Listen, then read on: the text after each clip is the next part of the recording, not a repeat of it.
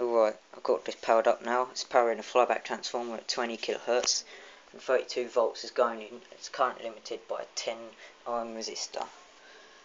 And this is what it looks like when because it's current limited, the voltage goes down to 27 volts, which is pathetic. But it's still a nice blue spark.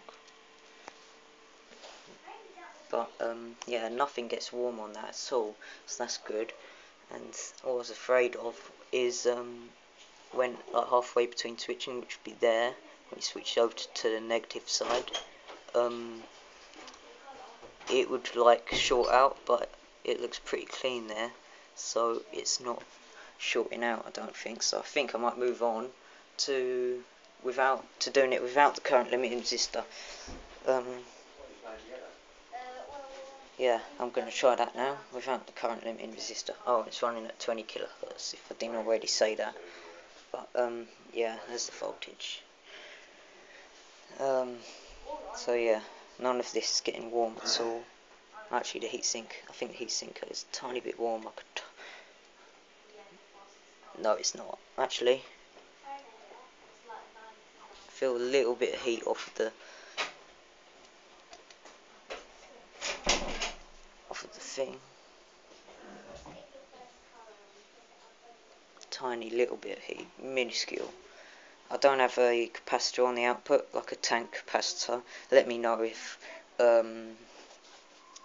full bridge circuits use a tank capacitor, because I don't know that yet. But it'd probably help, because it's a square wave going into it and not a sine wave. So yeah, the transformer's going to be trying to oscillate at a sine wave, but we're fixing it. We're going dun dun dun dun. So it's not giving it the most resonant rise kind of thing. So I'm going to take the current limiting resistor out. Obviously, turn the variac all the way down to 0. Of course, that's a must. Because you don't want to like plug something into it and it'd be a 270. The voltage in the capacitor's discharging.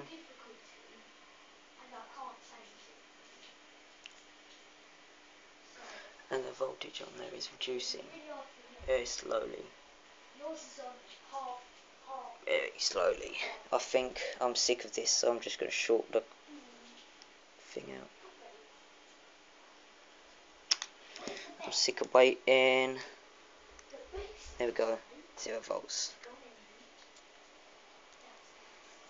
Of course, it's electrolytic charging back up.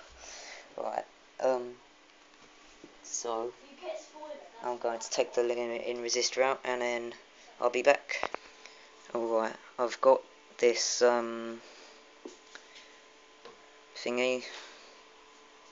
I've disconnected the current limiting resistor, and I have.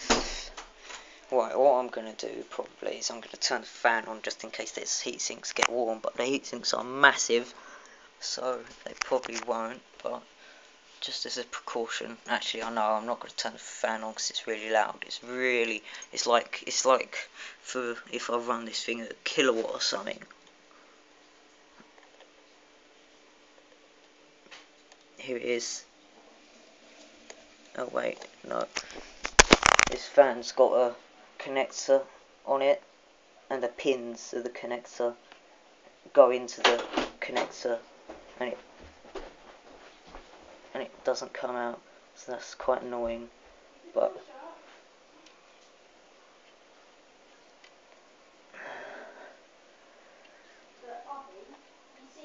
right, I'm going to turn the fan on now.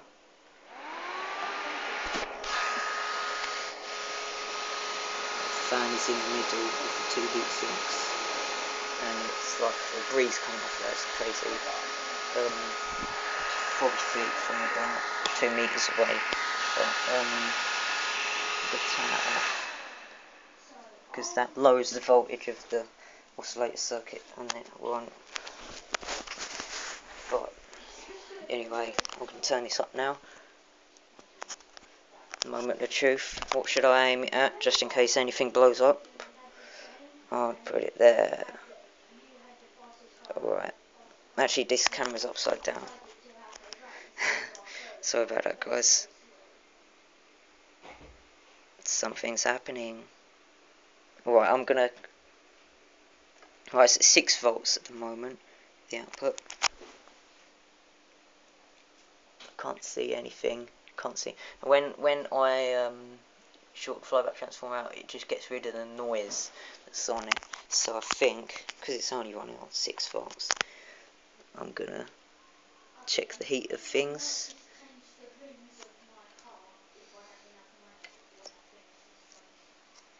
It's stone cold, it's all going fine.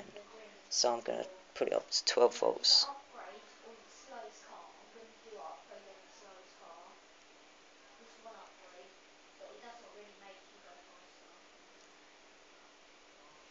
Alright, that's oscillating pretty well.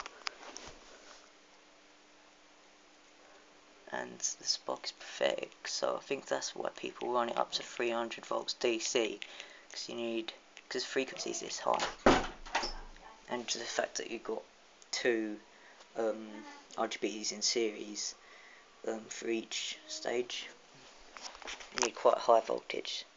So I'm going to feel the temperature again. Staying cool.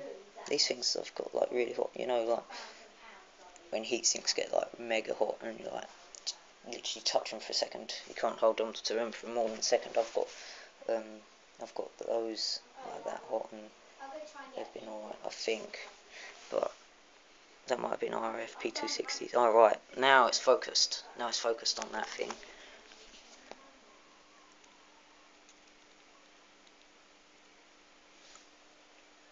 That's what happens. Wait, that's what happens when I short it out. But there's a little spark happening now. I'm going to turn it right up.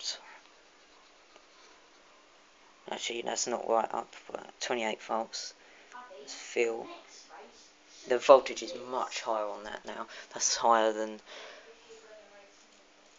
So the sparks now at 28 volts. I like the sparks at 30 volts, and now the voltage only drops about a volt. So that's good. And let's check the heat. I could feel the heat off them now. Only a tiny little bit. Incy wincy spider bit now. Tiny heat. I wouldn't want to be feeling the heat when it's running at 300 volts DC, that's for sure. But let's crank it right up now. 230 volts going into the transformer, actually, just to make sure. Let's put 240, 36 volts. It's quite a nice spot now.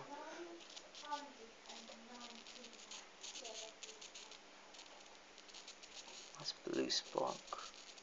But I think this is more of a thing for high frequency. I think this thing's meant for high frequencies. The bridge, the full bridge is meant for high frequencies, I think. Oh, there we go, we've got a nice arc. That'd be good for a plasma speaker, that arc. It's about 3mm. I think I just need to run it at a higher voltage.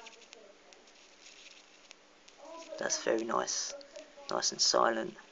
I miss those blue arcs, they're nice and silent and that.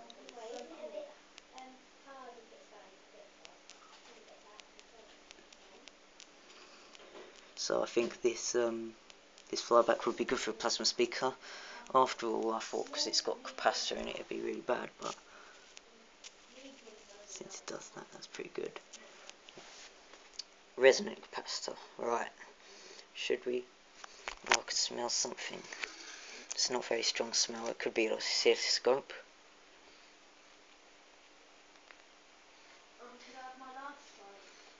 Feel the flyback's a little bit warm. It shouldn't be very warm from the spots I'm doing there, but anyway.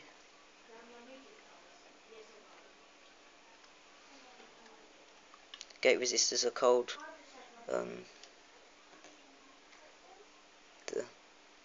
By the way, the gate resistors are about, I don't know, 68 ohms each, and the voltage going in is 18 volts. And these are IGBTs, and the resistance between the gate and the source I've tested on my meter. I put it on the 20 mega ohm range, and it didn't come up with anything. So I'm guessing maybe IGBTs are like a voltage triggering instead of current triggering like transistors. So it's a gate, so that means the gate is from a MOSFET, so it's got gate of MOSFET, but then it's got collector and emitter, so it's like a transistor, high power bipolar transistor. It's a mixture of a field effect transistor. Actually no, because that's a MOSFET. So yeah, it's kind of like that.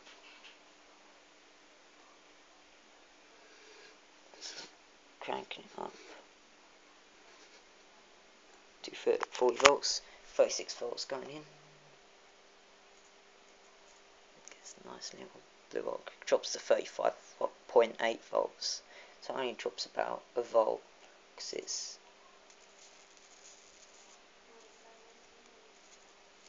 I really like that spark.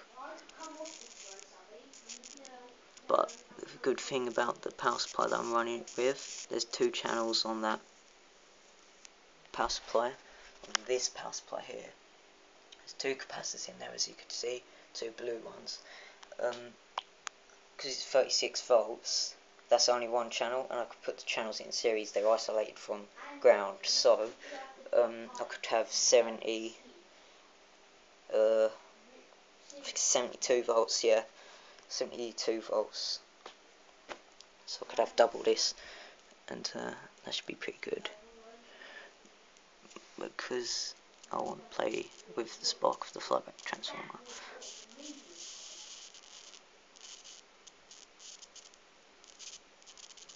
Right, so we're only at 20 kilohertz. Let's see what happens if I change the frequency just a little bit.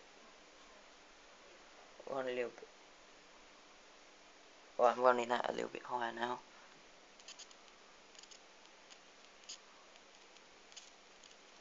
Don't think it's made much of a difference at all.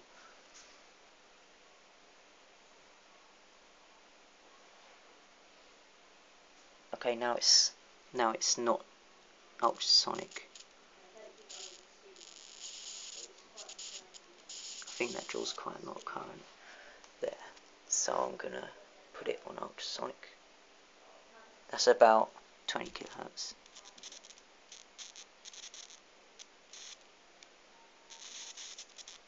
Yeah, it's better when it's on like 25 or 30 kilohertz. I'll leave it like this, whatever frequency that is.